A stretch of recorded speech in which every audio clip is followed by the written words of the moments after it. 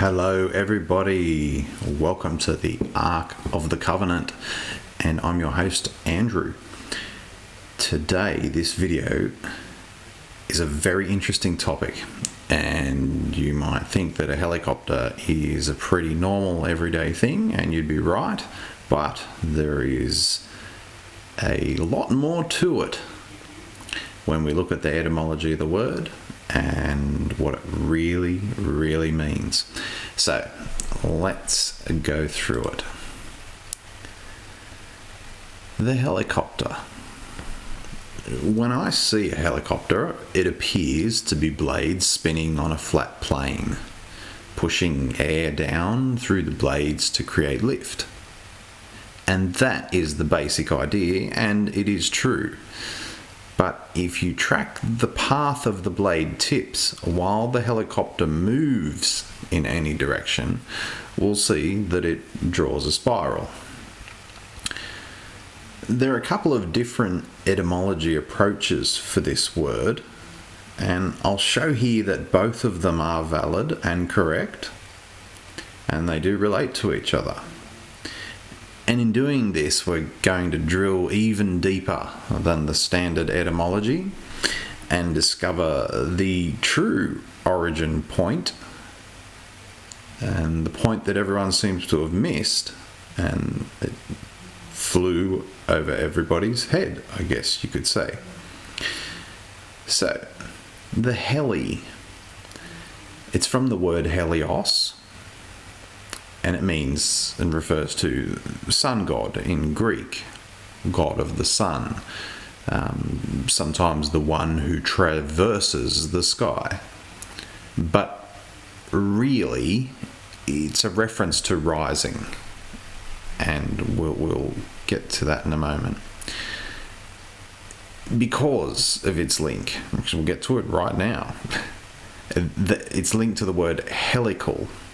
And the word helical means to move in a spiral path, which is generally in an upwards rising direction. And it's also closely related in the origin to the word helium. That's meaning lighter than air, essentially, and it's the fastest rising noble atom particle. It's the second fastest rising particle overall, next to hydrogen, which is the lightest. So then the next part of the word is the Copt. And the Copt is the Greek name for Egyptian people. And it was assigned during the Greek occupation of Egypt at approximately 300 BC. To roughly the time of, well, just before, about 30 BC, I think, is the accepted end of that occupation. But we should stop here and have a closer look at the word Copt for a minute in relation to the code especially. So the language code that we're working with says that Copt means an action cycle of potential beginning. And that's a nice, simple, I guess, way of saying that it is a place that is where we hope for beginnings to occur. So, there's no doubt in my mind, really, that it's a direct nod by the Greeks to the fact that Egypt was an enormous centre of technology and civilization, or rather civic organization, before the cataclysm. And it was an enormous focus point of the same again after the cataclysm. Keeping in mind that beginnings are also endings, and endings are also new beginnings. So this word Copt, of potential beginning, it could well be saying that events that occurred in Egypt caused an ending, which thereby also was a fresh start. And it could also be saying that it was the beginning of something that was or is ending, and that the more modern accepted dynastic Egypt was the beginning of an ending. The ending of Egypt was a beginning for Greece. And it was a new beginning, a new iteration of Egypt under Greek control. So in this respect, I believe it's intentionally meaning both aspects and all respects. And it's quite clever of them to do that, in my opinion, and it demonstrates their great understanding of the concept there of the ending and beginning being one and the same, as all are one and the same, and of the same. We'll get to a little bit more of that too in a moment. So, again, in the original language, there weren't not any inherently negative or positive words to speak of. The words just describe what is, quite factually, quite coldly. The Egyptian name for their own land was Ptah, meaning land of the double spirit. So Ptah, in the coded meaning, is a bond that carries a beginning, and it's a connected unity, the Ka, a connected unity, and the Ptah, the potential beginning, the Pt, potential beginning, and the Ah of unified bonding. The double spirit translation is likely to be a reference to either positive and negative in the very simplest of forms, the two aspects. Or I think it's more like a reference to the tangible body, the flesh and blood manifestation of energy that we have, and also the intangible consciousness of being, the spirit of being, our soul aspect. And so this could be, and it's what I lean towards, is what the double spirit is referring to. Spirit in both aspects, in the living tangible and the intangible consciousness and spirit of life. Now, these things, both of them, the double spirit aspects, the flesh and blood and the consciousness, cycle infinitely through beginnings and endings, right? Because energy cannot be created or destroyed. Okay, it is all set and it will all exist. It will all spread apart gradually through entropy, but it will not be created or destroyed.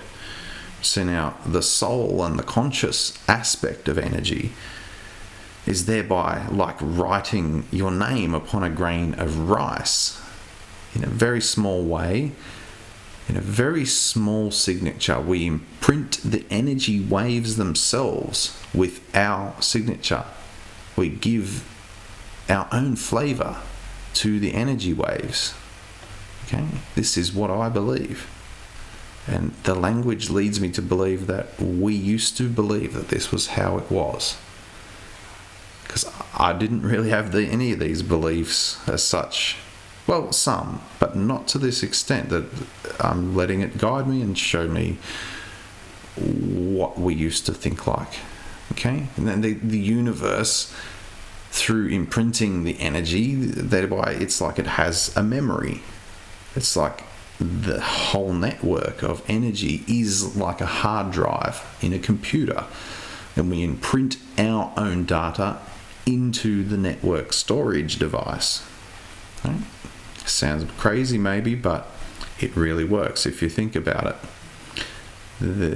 Coming to think of memory in water and water molecules holding memory, and now we've got scientists looking at genetic information holding memories, and certainly we've got remnant ancient virus strands in our DNA. Okay, so these things are possible. Right? And a data manager's code of conduct says that if you put rubbish into the network, all you can get back out of the network is rubbish. So how does Ptah become the word Coptic in Greek? That's a good question. Now we're going to get a bit detailed, and this is going to be quite a long look here, because we're going to talk about a few aspects of the language system and how it works within itself, and kind of in relation to the way we use it these days. So the language core code of these core concepts was globally agreed, but because of the fact that all of the concepts can be formed using the other concepts, and that certain concepts are describing the same thing but from a different context, this meant that each nation or culture had their own way of structuring the concepts to make the definitions. If we met from across the ocean, I could refer to creating a join with a person that I met, and they could maybe refer to us engaging in a beneficial action, and we would both know that we were wanting to come together in peace, because joins are beneficial actions. Beneficial actions are joins.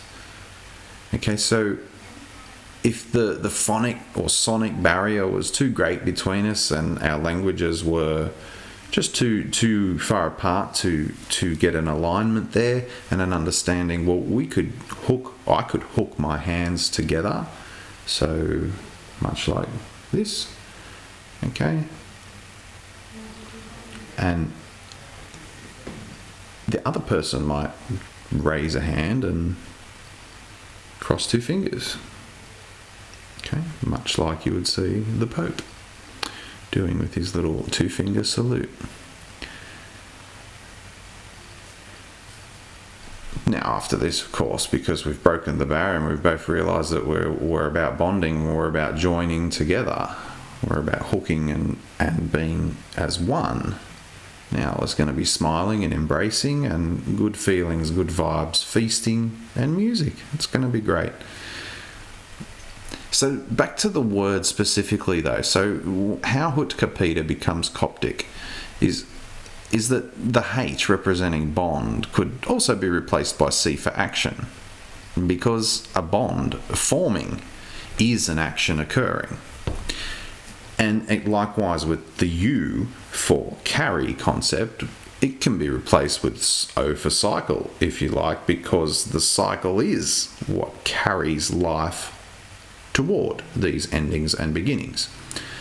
And likewise, the A for unity can be replaced with an I for infinity, because the unity of everything is an indefinable thing, and we believe that, we are infinite beings, or we are of something that's infinite, that we cannot define how long or it has gone for, or how long it will go for.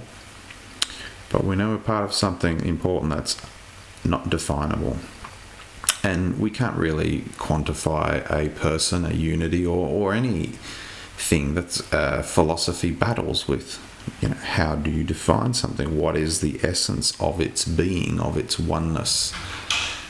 Okay, so now we can therefore change the word to say kot ki patik and retain the meaning. You could have kot ka patik as well. And it would be an action cycle of beginnings, connected infinitely, potential or connected in unity still, and potential to begin infinite action, which is infinite bonding. So you can see then we have the kot ka patik, and we can just simply refine that down a little further, make it simpler and more direct, and just simply say it Coptic, an action cycle, potential beginning of infinite action, infinite bonding. It all means the same thing, because one is all and all is one. And you say one is all and all is one in Greek as hento pan, panto hen. You pronounce the to as a toe sound. And it means in the code bonded, balanced energy. My wife's creeping past on the floor behind me. It's quite funny not to interrupt, guys. She's great. So we have bonded, balanced energy. Say hi, baby. Sorry guys, back to the serious business. We have bonded, balanced energy. She's creeping off to bed at 1:30 a.m. by the way, guys, so got to get up for work tomorrow. Okay, so this is what it means, hen, toe, pan, right? Bonded, balanced energy. And TO begins a cycle, and pan of potential unified energy. Okay, so you can see bonded, balanced energy is everything. That's the oneness. Bonded, balanced energy that encapsulates everything, and the potential to unify this energy and for it to unify into manifestations, well, that's everything as well. Okay, so that's where that word comes from, and why one is all is one is easily transferable. I could say, or it wouldn't be double L, but it would be just all AL. Unified join. Okay, and joins create bonds, so everything interlinks and relates to each other. So we can do this with just about every word used to describe a concept in any language you like, and that is why virtually every language uses a Latinized alphabet or has had their concept symbols transposed into Latin symbols. And a great example of this is Arabese, and not many people know this, but Arabese is the Arabic language written using Arabic symbols. Arabic language written using Latin symbols, as you would see, in most Western place names and retellings in Arabic are written using Latin letters. So predominantly known as Arabese in chat. Okay, so it's the chat language for Arabs online.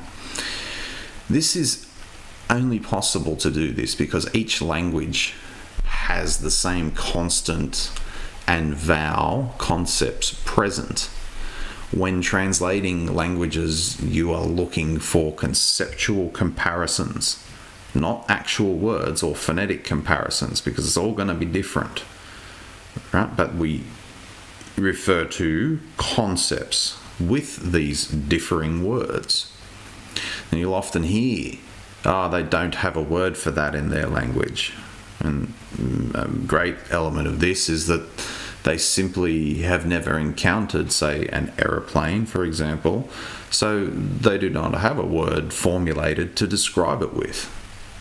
But they will have a word to describe air, and perhaps it's kum, a connection that carries life. We don't bond or join with the air, really. We connect with it. Okay, and it carries life. No air, no life. And they will also have a word that describes a smooth, level pathway. Perhaps it's sen, C-E-N, action of balanced energy. Right? Balanced energy is a nice metaphor, a nice way to say flat and even, balanced out. If it was a rough pathway up and down, it would be an imbalanced energy action. Right? So an aeroplane will then become a kumpchen or a kumpchen, kumpken, however you like to pronounce that C, right, in the language, and it will mean the same thing as it does in English, right, to travel a level path through the air. Now, since nobody, after these cataclysms, nobody could remember exactly how the original symbols matched up to the original sounds, each culture then reformed the language in their own way over time. And it means that even though a Latin W symbol may be present, and it is found in many languages that are, especially, of course, all the Latinized ones, and others that have not been, will still have a symbol that's very reminiscent of a Latin W. Right? The W will be sometimes pronounced differently as a V, as in Polish and I believe Slavic languages, and as an F sound paired with a H in Maori. So this is common. We have different the C, again, letter C has been used as a ch sound on its own, or as an S sound, or as a hard C sound, which is k. Right? All the languages of the world were built with the master code. Right? Nobody has any real linguistic sounds that are not present in all the other languages too.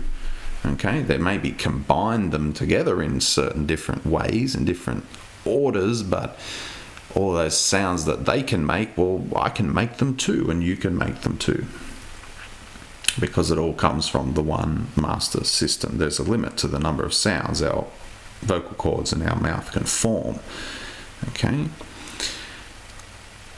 all of the concepts are inextricable from the other, right? It's because they describe the components and aspects of the one, so that just like existence itself, you cannot escape from the cycle of language, and the language itself cannot escape from the cycle of language, right? Because it all is from the one source. And that is why it's possible, and it will be still possible, to re-illuminate this origin place, throw light on it, let people know what this is about. The languages, they're all still bonded to each other. They just don't realise it yet. They don't realise how. Right? But it won't be too hard to reform a linguistic union. Right. Let's have a quick look at a couple of these helicopter photos before we go on. Excuse me. I'll just show you a couple of examples of what we're talking about here. So here's our helicopter sitting nice and flat and level.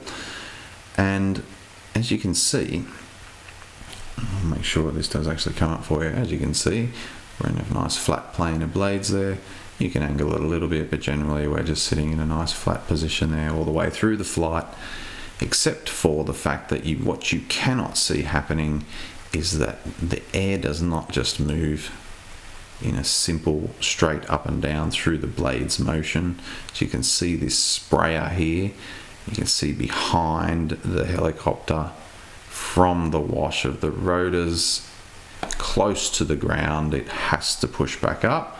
This is called ground effect, and it pushes back up and forms a spiraling shape here, which comes back down above the rotors. So they like to get up and out of that ground effect area. So this kind of close level spraying is pretty high tech, pretty clever stuff. Very good piloting. Okay, here higher off the ground you can see the same effect occurring again, this water bombing chopper, but this probably missed in the air, and you can see these vortices, these vortexes, these spirals form in that direction based on rotation coming around that direction. So we have this plane of rotation causing spiraling on an opposite plane. And this is part of what will generate the lift. We can see the effect that actually comes off the tip of a rotor. I was going to bring a video up for you guys, but you can check it out yourself. Just look at rotor vortices and you'll see when they run smoke over it like this. And as the blade moves through, you can see quite clearly, of course, forming spirals on the move. Motion, spiral, okay? Yes, it will just draw a straight circle if you sit there, but at the same time it will still create vortices off the wing tips while it's creating that single plane circle. So, can't avoid it. Any motion of a circle creates vortices. The spinning and the spiral, as we know, with winds and tornadoes and such like, and storms, well, it likes to rise. Hot air rising, okay? Spirals love to rise. That's what they do. All right. Let us go back to the words here. So, the thing about the original language system is it doesn't have any emotion in it, right? It does not care about anyone's emotions, sorry to say. The language is brutally scientifically factual, and it's the language, it's like a big cold block of ice, a huge iceberg, right? It's going to cool down, inflame tempers in a negotiation situation, right? It's going to remind everybody that we're all in this together. Everyone's coming with high emotions and feeling like they need to get some justice, right? Well, this language of cool scientific evaluation of ratios, keeps things nice and calm. It's like the king dividing up the pie concept, except we do it just by basically acknowledging each other's importance. Right? The language code states that if all living things are not kept in balance with each other, then all living things will suffer. And that makes complete sense.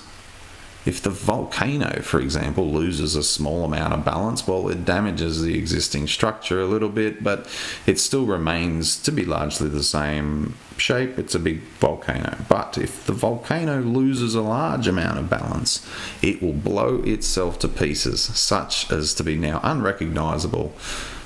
Right, it's still a volcano, but a very now different iteration of itself.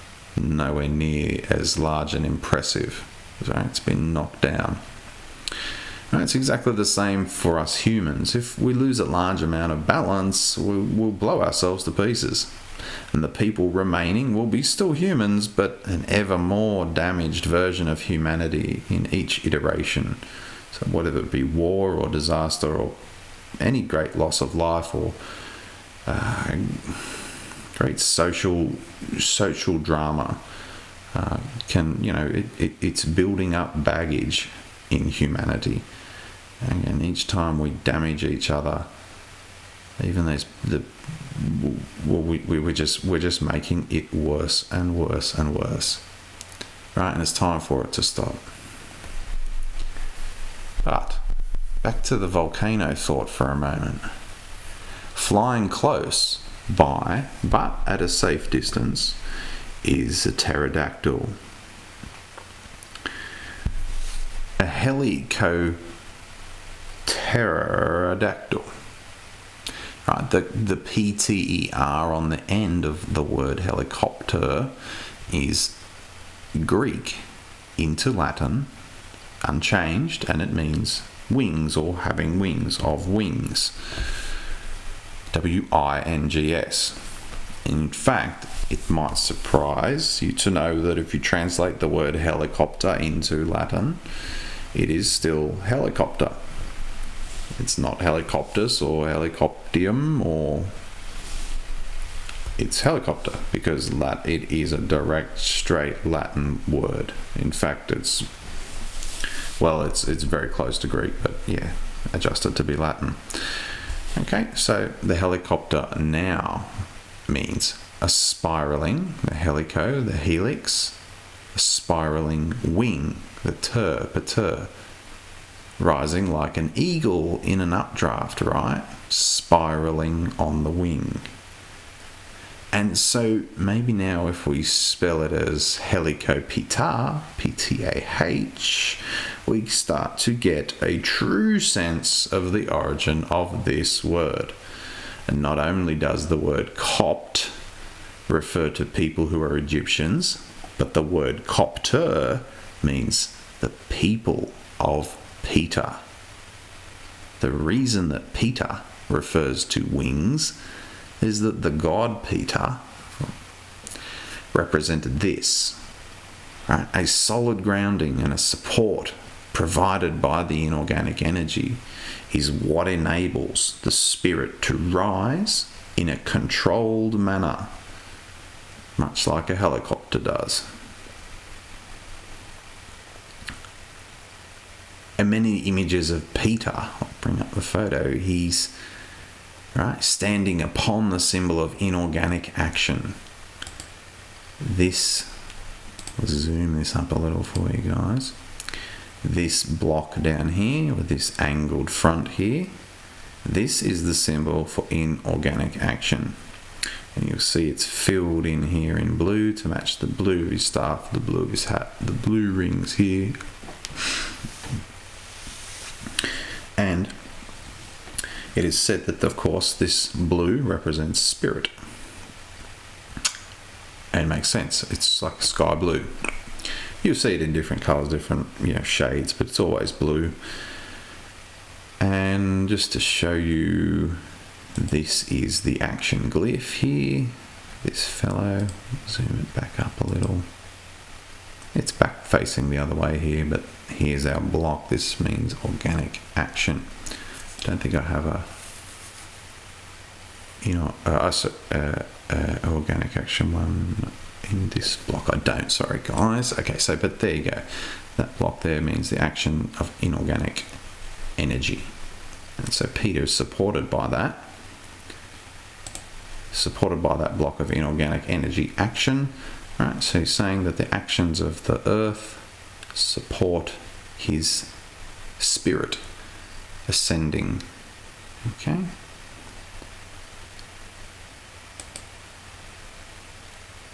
You'll see still to this day many Islamic preachers and leaders wearing blue undershirts and blue accents to their garb. It does indeed represent the sky as being the place for dwelling spirits.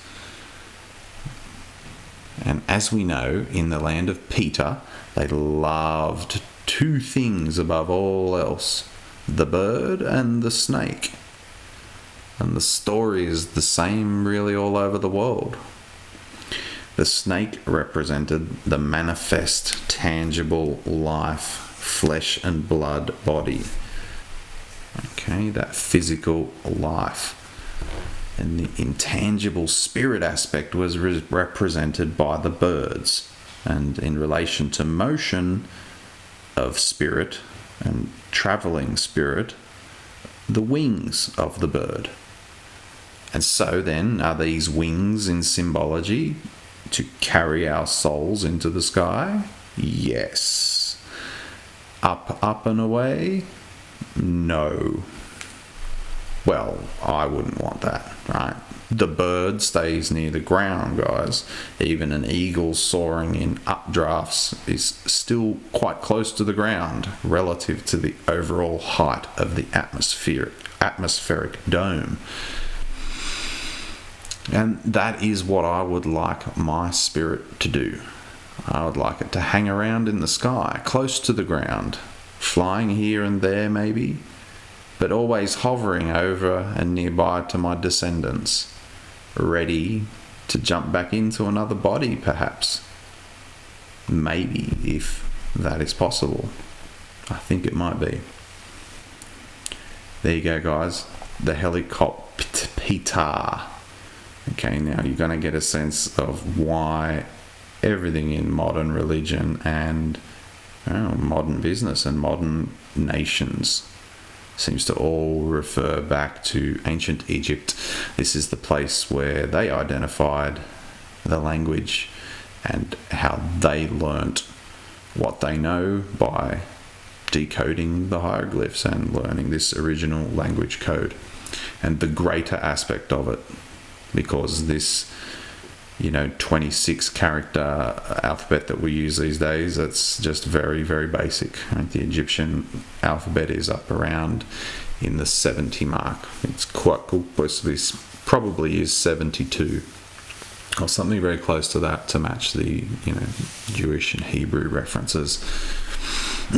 But we also have 50 names of Marduk too, so we know that there was different levels of, I figured out there's different levels of structure of the language, and they layered it with different levels of context, but the core concept recognitions were present all throughout all languages.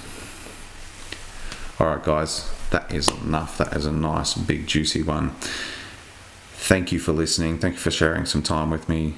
I hope you learned something cool and interesting. I learned a few very interesting things putting it together for you.